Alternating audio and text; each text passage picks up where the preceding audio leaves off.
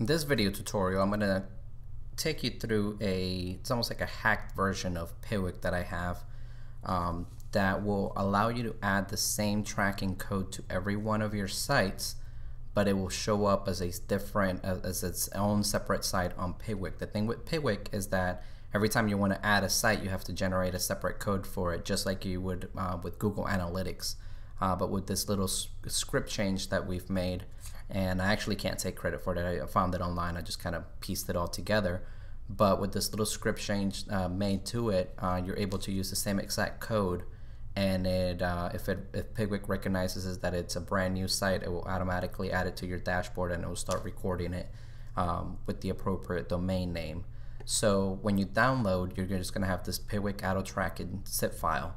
Go ahead and extract that, and on a Mac you can just double click. On Windows you have to right click and extract, but you end up with this Piwik auto tracking folder. Let's go ahead and open that up, and you have two different things here. We have the Piwik.zip and the tracking script footer.txt. We'll come back to this tracking script footer, but for right now we need the Piwik.zip. So we have the Piwik.zip. I'm going to go into my cPanel. This is just a regular cPanel for just any random site. You can buy a domain just for Piwik, or normally I put Piwik on a subdomain. This is an installation you only have to do once. This is not something you have to install for every single site. There's Piwik, once it's set up, it will be up and running, and you'll never have to mess with it or install it again. It will just continue tracking all your sites as long as you add that tracking code that I'll show you later. But once you're in your cPanel, let's head on over to File Manager. I'm just going to go to the document root, and I'm going to go ahead and right at the root, I've got it set up to where it automatically creates a Piwik folder for you, so you don't have to create an extra folder. Just go ahead and hit upload, select the file. Let me find the folder for it. Here's the Piwik auto tracking folder. We're looking for this Piwik.zip. It's what we're going to be uploading. It's about a 9 megabyte file, so or 8 or 9 megabyte file, so it's not just as quick as uploading a regular plugin. But once that's done, we can close this out. Let's go ahead and hit refresh on here, reload, and here's the Piwik.zip. So we're going to select that, and we want to hit extract. Just extract it to the main public HTML folder, that's fine.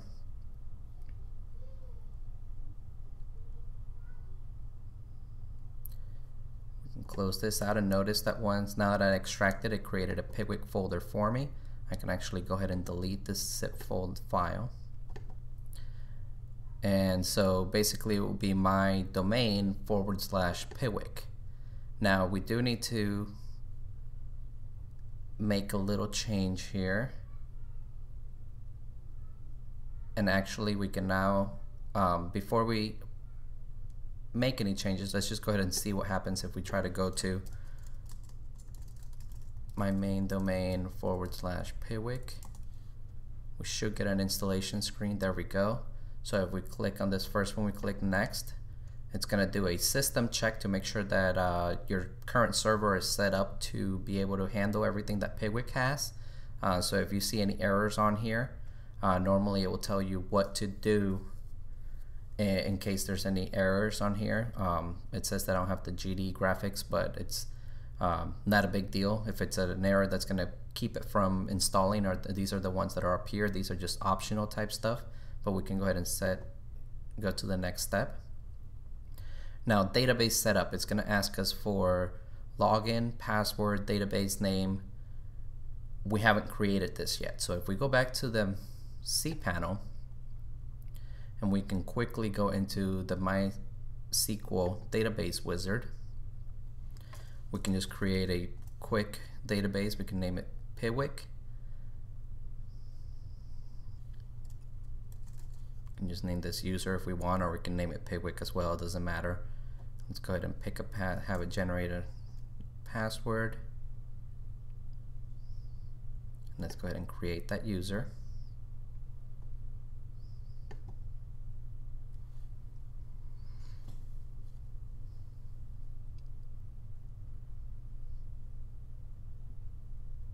We want to give it all privileges. Hit next step. Okay, perfect. So we've created a user, we've created the database, we have a password, so now we can jump over to the installation page again. Let me go ahead and paste the password before I lose it from my clipboard. The username or the login will be this user part. If you created a different one, a different user than the database, or you can both have the same name, it doesn't really matter. And the database name, and then we hit next, and it's going to test to make sure that everything's working correctly.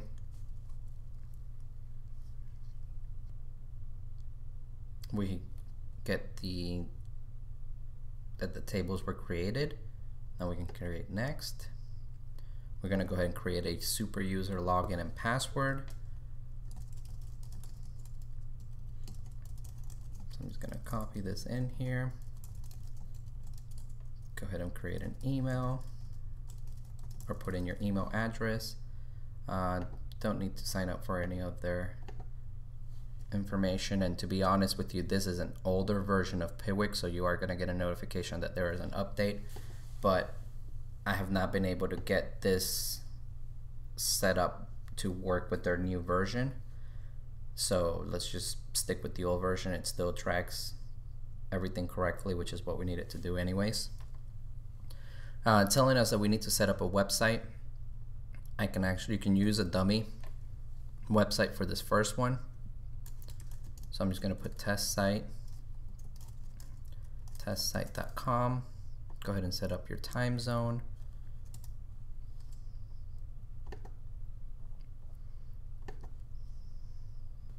It's going to give you a tracking code. Once again, we don't need to worry about that. It's just because we're not going to be using their tracking code.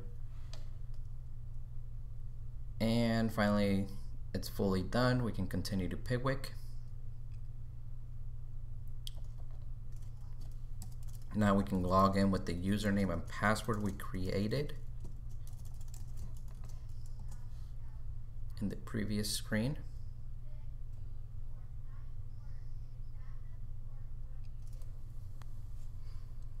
And the first thing we're going to do when we come in here is we're going to go over to the API screen.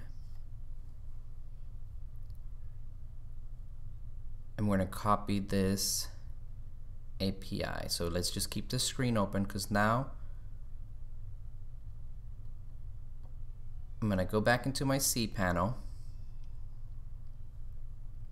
head into File Manager. Now we start making a few little tweaks to the Piwik code.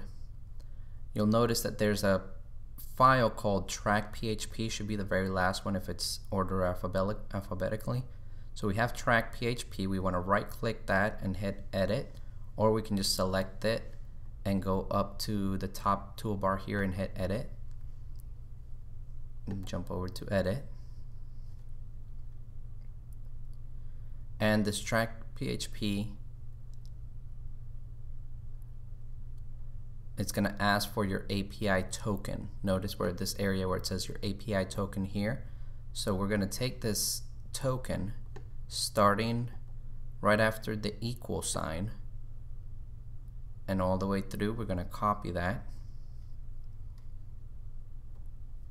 and replace the one that says your API token here, replace it with that. So we're going to paste that in. And if we also scroll down a little bit, notice that there's an area that says time zone, American New York. So you'll want to make sure that if you jump over to, I believe it's settings, there's a specific area that lists the different time zones. We've got this here, so if we click on this one, okay, so this is where you'll be able to see what the settings would be. And if I scroll all the way up, notice that this is America, so it'll be America/New York. So you just pick whatever it would be, but if you just want to leave it as is, you don't have to change it. But this is under websites, and you edit the one that's in there, you'll be able to see what specific time zone to pick, or you can just leave it at America, New York, which will be the Eastern time zone. That's the only changes you need to make there. Just hit Save Changes after that. And basically now we have a working tracking code. So instead of using the regular Piwik.php that comes with it, we're using this track.php. But in order to make this work on our sites, we need to add a little snippet of code to it. So let me log into one of my sites and show you how I would implement this into the footer of the site. So I'm into just a local installation of WordPress I have here, and before I add any code, let's make the changes to the tracking code. So if we go back to the two files that we downloaded, that we extracted, we've got this one called tracking script footer.txt. If I open this up, we're going to get this funky looking tracking code, and there's a few changes we need to make on here. This area here where it says mypiwikdomain.com is where you actually have your URL, your Piwik file hosted. So if I go to my cPanel, mine's on just my main domain, so this andrestoolbar.com. So I'm going to change that one. I'm also going to change this one right here. And then the other area is we also have mypiwikdomain.com, but it's where this track.php is. And if we go to File Manager, we'll notice that this track.php is inside of the folder Piwik and then track.php. So if we got it back to the text folder, we have my domain, andrestoolbar.com, / the name of the folder, which is Piwik, and if you left everything exactly like I did on the video, it should be Piwik or Piwik, and then / track.php, and that should be the only two changes you have to do to that. You hit save so that you can just keep this code on your computer, but then we take this tracking code, we copy it, and this is what we're going to add to the footer of the site. And you can do this depending on what plugin or what theme you're using. Sometimes certain themes have, for example, the Genesis theme has an area where you can put custom code. Actually, I believe for Genesis it's on simple or theme settings. There we go, theme settings down here at the bottom where it says anything that would output to the footer.php. So I've already gotten on there, but if we just paste that code in there, we've got that. And then another way to do it is if your theme doesn't provide this, you actually go to Appearance, Editor,